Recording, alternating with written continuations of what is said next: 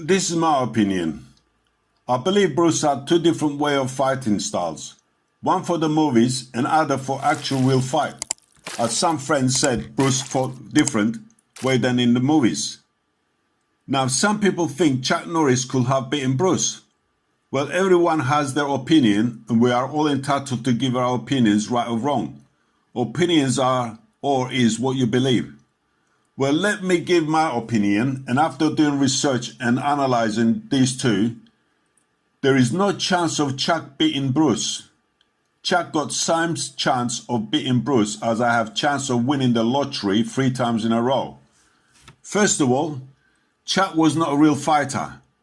Point karate is not real fighting. Before you jump up and say, what do you mean it's not? Well, it's not. Let me explain. In point karate, it's a 2-point and you win.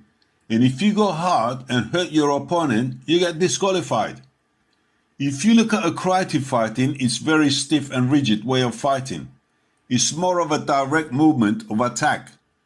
Karate fighting is limited to how many punches or kicks you throw, and most of them are telegraphed.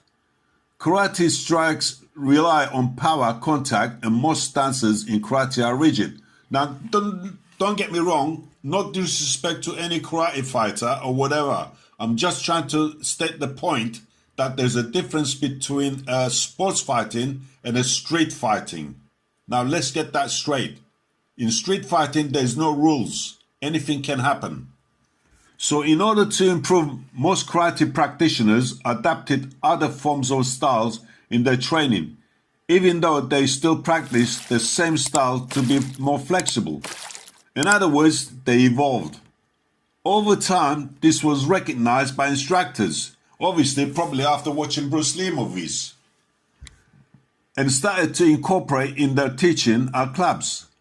For example, contact fighting rather than point fighting. Some still practice point fighting well as full contact fighting. This is called evolution. If you only practice one style of karate and you stick to that style and rules, then you are limited in your fighting abilities. And even if you reach black belt and above, you will still be limited to fighting skills. So, like I said, I've got no disrespect for karate fighters. But you have to evolve, you have to change, you have to adapt. Exactly like what Bruce said, you have to adapt and change.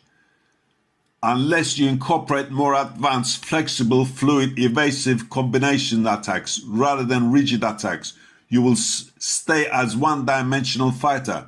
That's why MMA, UFC, full contact fighters will always beat karate fighters. So now we come to Chuck Norris. Was he a real fighter? Well, yes and no. It all depends on your definition of fighting, point karate or full contact. Well, Chuck Norris actually never did proper full contact fighting, only point karate. Is there any evidence of him actually doing a full contact or winning a full contact championship? No, there isn't. And if there is, where is the evidence? Fighting point karate is not a professional fighting, it's a performance. Here is the truth about point karate fighting. It's a pretense to hit someone. That's why you will get disqualified if you hurt your opponent. Now, obviously, if you're a good karate fighter and you're out in the street, then your fighting is completely different. Yes, I understand that.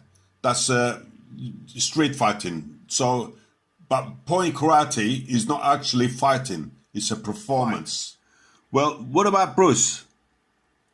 I'll make this short.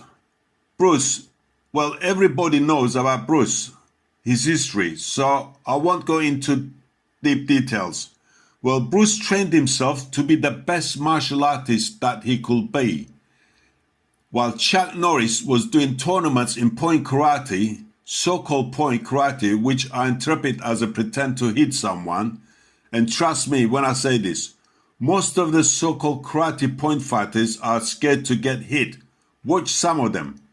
When opponent actually makes a heavy contact, they go down or turn away with pain and looking at referee as much as to say, "Ref, he hit me." Another point I want to make, Chuck Norris became famous because of Bruce Lee. If not for Bruce Lee, Chuck will not be where he is. Bruce was already versed in judo and many other martial arts styles, as there is evidence countlessly he read books and practiced many other martial arts styles.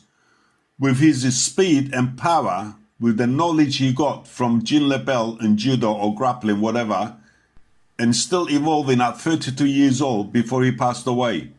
Also Bruce's conditioning, which was very, very impressive. So whether Bruce was only 5'7" and 135 pounds and Chuck 5'9" 160 pounds or whatever, it really doesn't matter. Even if Chuck Norris was 6 foot tall, 180 pounds, Bruce will have beaten Chuck Norris very easily. Probably wouldn't even last more than 2 minutes.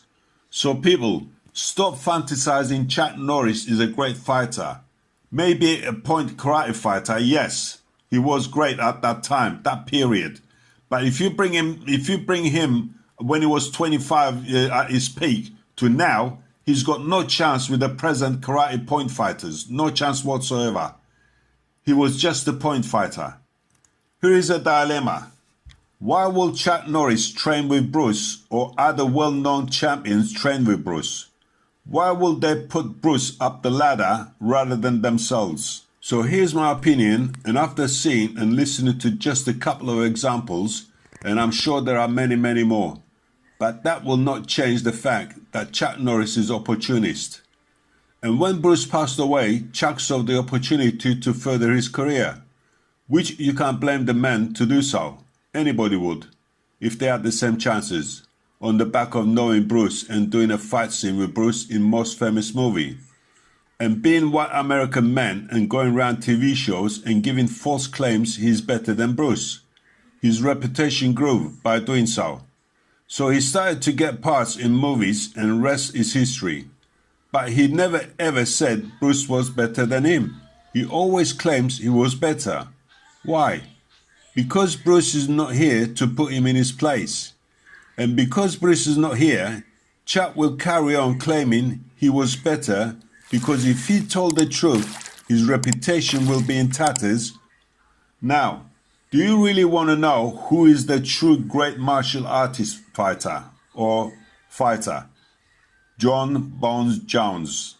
Now, he's the man.